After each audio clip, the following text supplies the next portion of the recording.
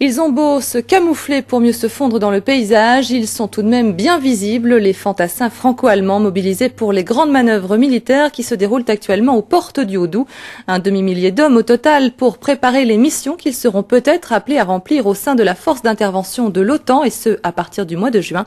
Aujourd'hui, c'est à Baume-les-Dames que la bataille faisait rage pour reconquérir une Sylvanie pas aussi fictive que l'on pourrait le croire. De nos correspondants de guerre, Emmanuel Dehay et Jean-Pierre Belon. Dès l'aube, ils ont pris position sur le pont de Baume-les-Dames. Ceux-là sont les ennemis, dit-on. Depuis 2 jours, le scénario est respecté à la lettre et la petite troupe se prend même au jeu.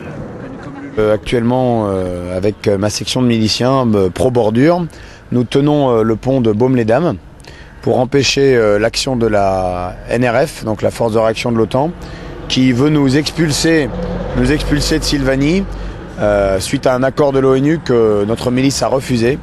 Bordurie, Sylvanie, un théâtre d'opération et un conflit imaginaire, quoique. Les forces alliées ont décidé d'attaquer les miliciens un pont plus loin. L'assaut est imminent, mais à Yèvres-Paroisse, les premiers surpris sont les habitants. C'est sûr qu'il vaut mieux s'entraîner en temps de paix qu'en temps de guerre, vu les événements qui se passent en l'heure actuelle. Tout à coup, une centaine d'hommes se déploient dans le village. La tactique est simple. En franchissant le Doubs ici, les alliés espèrent pouvoir prendre à revers leurs adversaires à Baume-les-Dames. Comme prévu, les miliciens dépassés par le nombre opposent peu de résistance. Et en quelques minutes seulement, le pont est pris. Soldats français et allemands ont manœuvré ensemble. Mission accomplie. On s'entend très bien, nous avons l'habitude de travailler ensemble.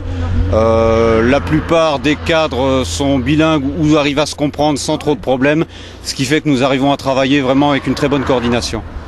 Mais voilà, les véhicules blindés tardent un peu à passer et à Baume-les-Dames, les miliciens ont flairé le piège. Au premier coup de feu, ils décrochent pour éviter l'encerclement. Le plan n'a pas fonctionné, tant pis, c'est aussi le but de l'exercice. Il n'y a pas de mauvais point, je m'attends à ce qu'il y ait des choses qui ne soient pas parfaites, parce que personne n'est parfait, et ça fait partie de l'entraînement, c'est pour ça qu'on s'entraîne.